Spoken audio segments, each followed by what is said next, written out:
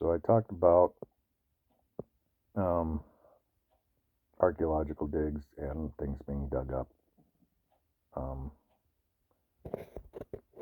and maybe I shouldn't get to that point yet because that's really not. That's more towards the end of my path of figuring things out. And I talked about Eckhart Tolle's books and some of the spiritual revelations that I had through that book. Um, I should go back and read it again. They're good books.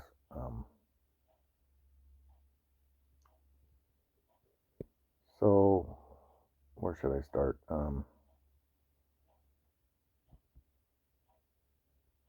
There was a guy who was apparently. I mean, I don't know if I explained this before or not, but there was.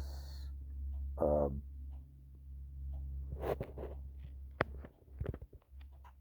I'm trying to think where I want to start with this. Um, I've watched like have you ever seen those archaeology guys who are like trying to prove the Bible? And I think that is really interesting stuff, and I'd love to see them prove a lot of that stuff. And some of it they have. Um, they found tombs, they found burial places.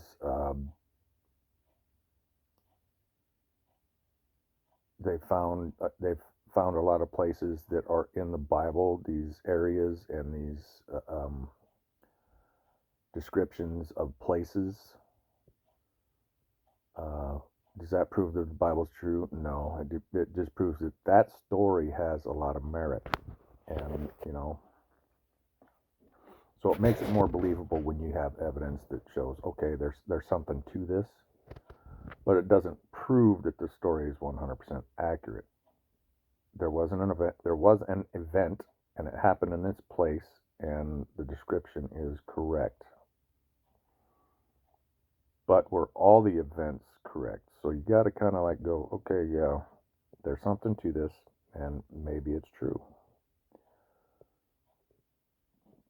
Well, I can say the same thing for the earlier, like the Genesis. There's a lot of problems with the biblical Genesis. Now, what people don't realize is I've learned recently that the Hebrews actually got their Genesis story from the Babylonians, and um, there was a lot of slavery back then. There was a lot of people being held captive. There was a lot of people running around and getting educated. Um, some people that was their mission is to be educated and learn from other civilizations. And so there was that were in Babylon, and they learned the story from Genesis from there. Was it oratory? Did they read it for themselves? Um,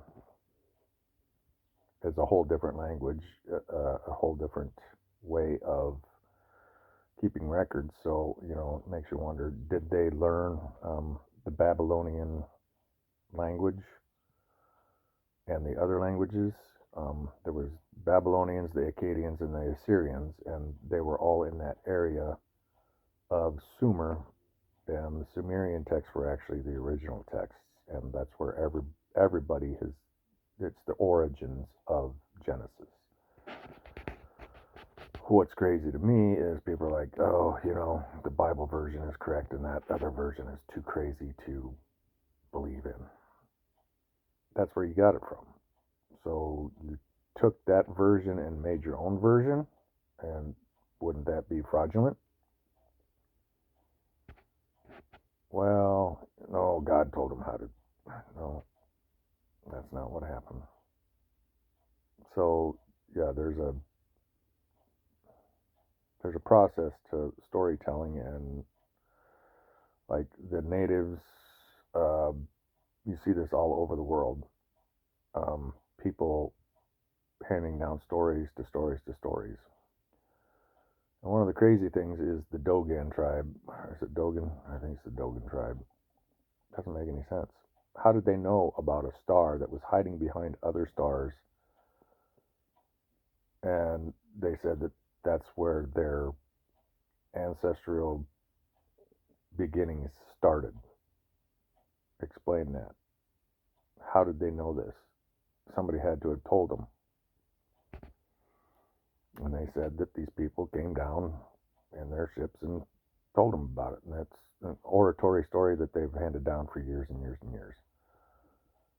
So everybody else was doing that too, right?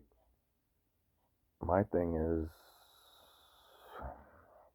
these there are certain religious people that want to try to, they hold on to that book so hard that they want to believe that the Bible says this. And there's a lot of argument from many different biblical scholars that, these people are weird and don't know what they're talking about, and there's nothing in the Bible that says that the earth was created 6,000 years ago.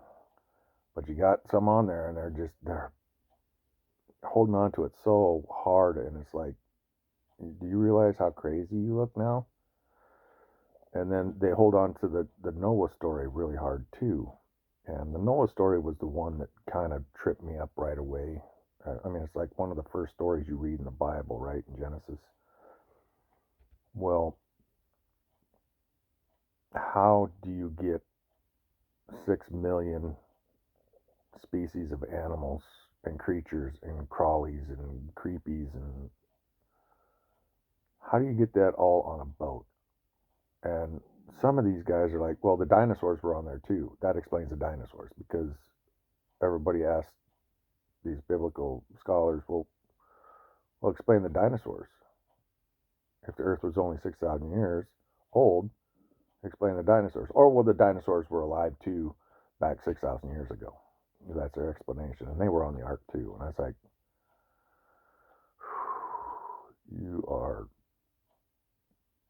you think I'm out there for believing that an intelligent species came to earth and helped push mankind forward?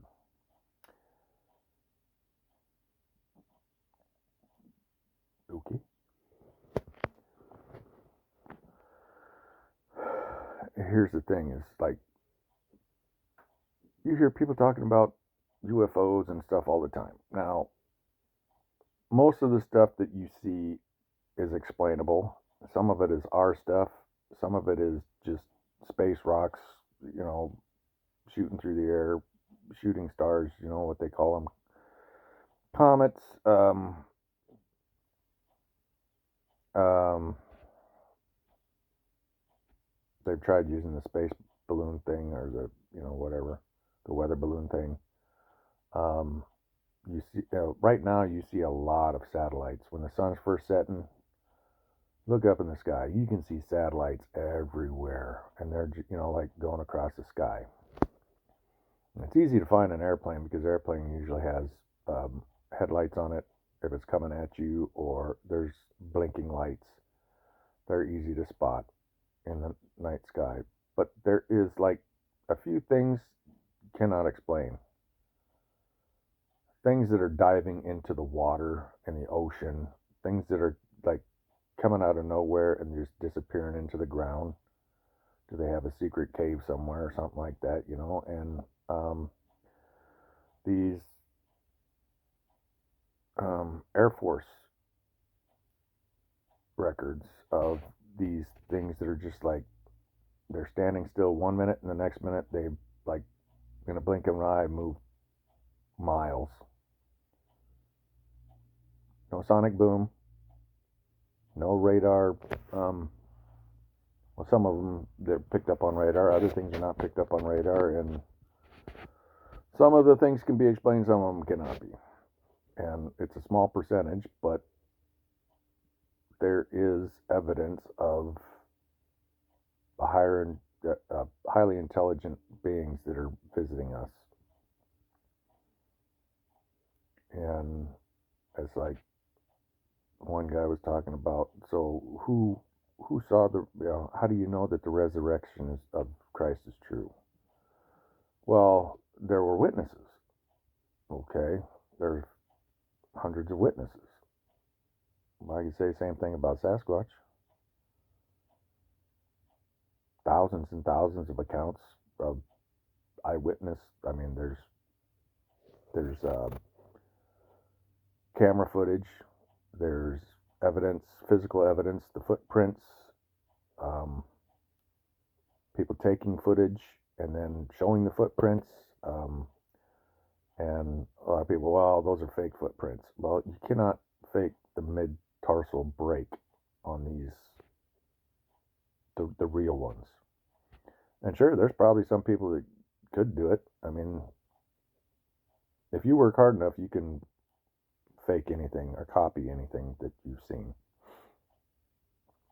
The Patterson film. People were like debunking it, saying it was a guy in a monkey suit. Well, that film has gone over and over, and they've done things to stabilize the film. They've used computers to generate a smooth, unjerky film, and the details that are in it, you can't fake that. You cannot fake that at all. You cannot see muscles under a monkey suit. You cannot see certain things if you had a monkey suit on, because how do you fake the muscle? How do you fake the flexing of certain muscles? And you just can't. You can't.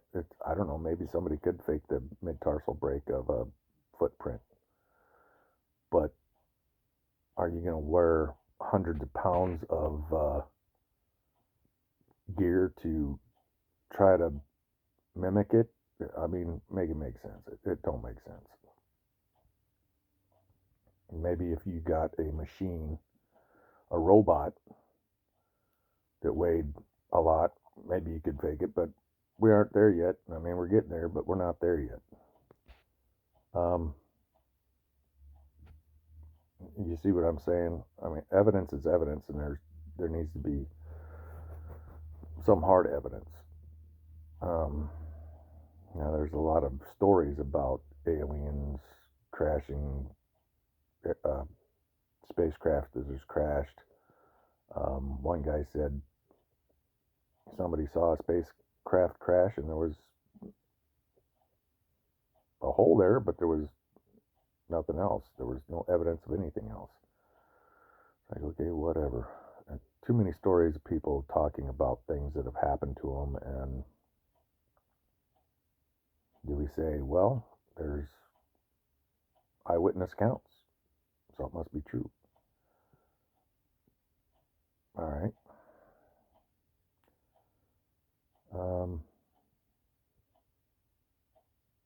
Yeah, they're just,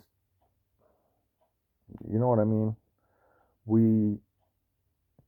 There are people who want 100% concrete proof, and it's not always going to happen, but you can look at the evidence. I've seen people with almost no evidence against them get put in jail, and that's because people believe what they want to believe, and the lawyers will tell a story, and if you make a good enough story to believe, the jury's going to believe them. And that's the thing, is you just got to make a believable story. You have to convince the jury that your story is right and their story is wrong. And you see this in science all the time. You see this with the Bible defenders and the Bible attackers. And I'm not really on either side. I'm the type of person that I want the truth. I have a scientific mind. Sometimes I can have confirmation bias, but I have to step back and say, all right, now prove yourself wrong. And sometimes it happens, sometimes it don't. That's what makes a good scientist, is trying to prove yourself wrong. Prove yourself wrong. Try it. That's what you got to do.